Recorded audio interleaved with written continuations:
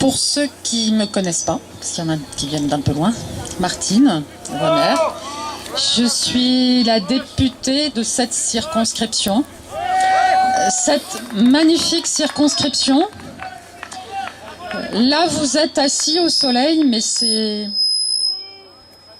un endroit où certains veulent qu'il y ait de l'ombre. Pourquoi? Parce que... Je recule. Comme ça, c'est bon, vous m'entendez? Non, je recule pour le micro, mais pas devant Vinci, on me souffle, ouais. Mais non, je recule pas devant Vinci, et je recule pas devant mes convictions. Et j'étais en train de vous dire que, en fait, on est vraiment à un endroit où, si vous levez la tête, vous pouvez vous imaginer un viaduc.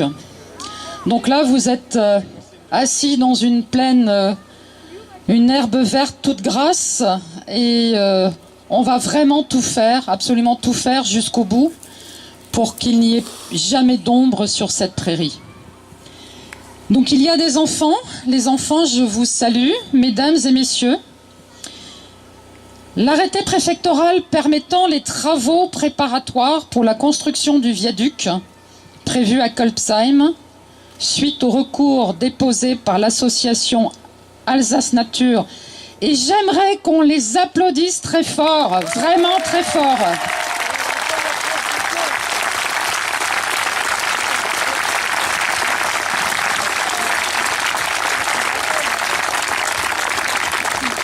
Donc vous le savez, ça a été annulé.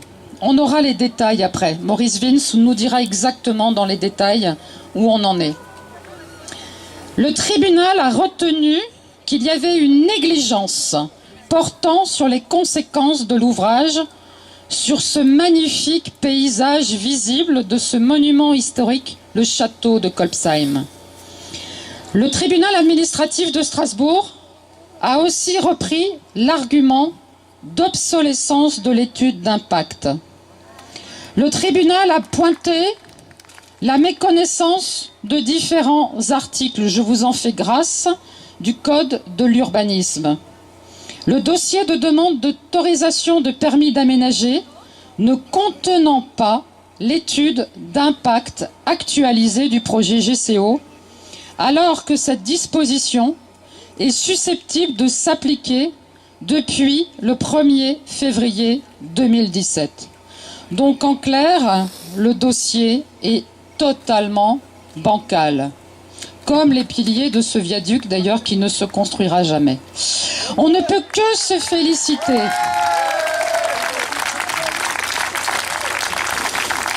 On ne peut que se féliciter de cette décision de justice.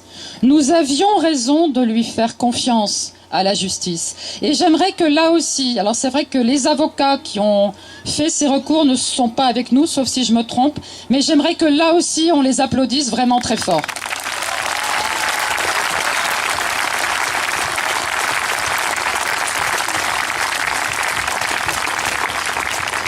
Mais à l'heure où je vous parle, aucun triomphalisme. Ce n'est qu'une première étape, pas encore une victoire. 2 autres requêtes doivent être encore jugées la semaine prochaine. Et il faudra ensuite encore attendre les jugements au fond. Je regrette vraiment que nous n'ayons pu faire entendre notre demande, pourtant si simple, que la justice puisse se prononcer sur la légalité de l'arrêté préfectoral avant qu'on commence à couper des arbres. La Convention européenne des droits de l'homme et des libertés fondamentales impose qu'aucun travail irréversible ne soit exécuté avant les audiences en référé, sous peine bien évidemment de vider de tout sens ces dispositions garantes et seulement garantes d'un état de droit.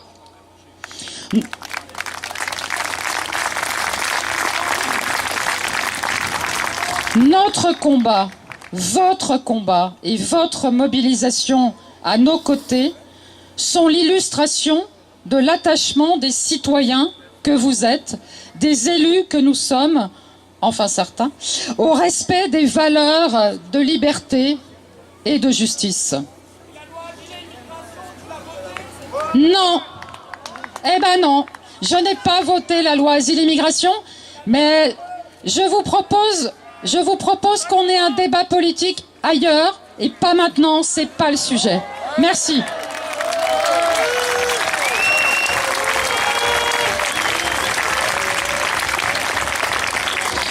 L'idée, mais bon, c'est bien, il est quand même là, hein, il est là et il est avec nous pour le GCO, donc c'est pas grave, il a le droit de parler. L'idée du GCO, vous le savez, est aussi ancienne que l'implantation du fameux aéroport de Notre-Dame-des-Landes. Une idée du siècle dernier, plusieurs fois enterrée, mais malheureusement, plusieurs fois ressuscitée. Il y a une semaine, nous étions des dizaines de milliers partout en France à lancer un cri d'alarme pour une prise en compte des enjeux climatiques. 700 scientifiques français ont interpellé les dirigeants politiques pour qu'ils passent des bonnes paroles aux actes, car seuls des changements immédiats et des engagements de court terme permettront de relever ce défi climatique majeur. Aujourd'hui, la menace de ce dérèglement n'est pas une théorie ou une hypothèse, mais un processus d'ores et déjà entamé. Nous sommes face à un danger cataclysmique. Disparition des territoires noyés par la montée des océans, effondrement de la biodiversité, effondrement des rendements agricoles, modification des propriétés chimiques de l'eau des océans. Si les conséquences de nos modes de vie se font déjà sentir aujourd'hui sur des territoires loin de chez nous, nous commençons à sentir les premiers bouleversements ici en France et ici même en Alsace. Les climatologues avertissent de la multiplication et de l'intensification des canicules dans les prochaines années. Les 30% de la population mondiale concernée en 2017 vont devenir 75% en 2100 si on ne parvient pas à enrayer la hausse des émissions de gaz à effet de serre.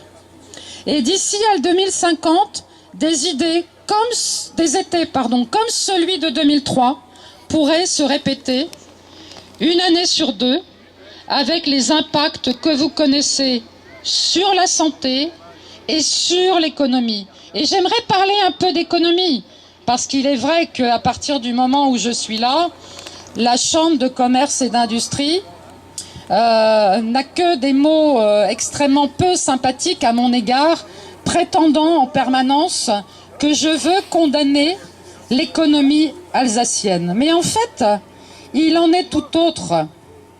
Sur le plan économique et indépendamment du coût en termes de vie, ce qui est déjà énorme, et de santé publique, la baisse de productivité due à ces chaleurs extrêmes pourrait conduire, selon l'OMS et selon l'Organisation mondiale du travail, à une perte de 2000 milliards de dollars par an en 2030. 2030, c'est demain. L'intérêt économique de Strasbourg et du Bas-Rhin n'est pas lié à la construction de GCO, mais justement à toutes les autres solutions alternatives. Car si nous ne changeons pas d'orientation d'ici 2020, nous devrons faire face à ces conséquences désastreuses pour les humains et les systèmes naturels dont notre espèce dépend. C'est le sens de l'appel que le secrétaire général de l'ONU, lors de son discours il y a quelques jours, c'est ce sens de son appel, il a rappelé toutes les menaces qui pèsent sur la chaîne alimentaire, l'accès à l'eau, et je le cite: « Le monde fait face à une menace existentielle directe et au plus grand défi de l'époque. 5 agences des Nations Unies ont alerté tous les dirigeants de la planète. Le changement climatique est l'une des causes principales des graves crises alimentaires qui touchent notre planète tout entière. » Mais Monsieur Guterres, donc le secrétaire général de l'ONU, nous vous avons entendu. Toutes les personnes ici présentes, vous avez été entendus. Alors, dans ces conditions, nous disons non au GCO. Le climat dit non au GCO. Et nous appelons ensemble le gouvernement, mon gouvernement, à remplacer les paroles par des actes. Il n'a que trop tardé. Alors osons pour notre beau jardin, celui sur lequel vous êtes assis, mais notre beau jardin qui s'appelle la Terre. Merci.